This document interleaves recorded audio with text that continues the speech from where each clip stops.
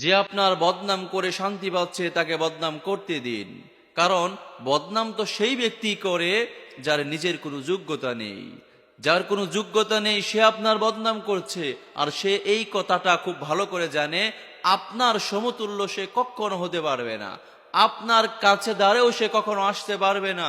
আপনি যে উঁচু স্থানে অবস্থান করছেন, আপনি যে চূড়ায় অবস্থান করছেন, সেই চূড়া সে অবস্থান তার স্বপ্নের ব্যাপার, সে কখনো সেই স্থানে যেতে পারবে না।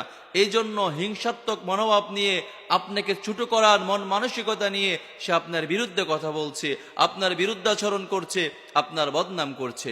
মনে রাখবেন একটি কথা, আকাশের দিকে কেউ যদি থুতু নিক্ষেপ করে আকাশকে নোংরা করার উদ্দেশ্য নিয়ে, সে কখনো আকাশকে নোংরা করতে পারবে না। কেননা আকাশের দিকে যেই থুতু নিক্ষেপ করা হয়, একটু পরেই দেখা যাবে সেই থুতু এসে তার মুখের মধ্যে পড়ে গিয়েছে।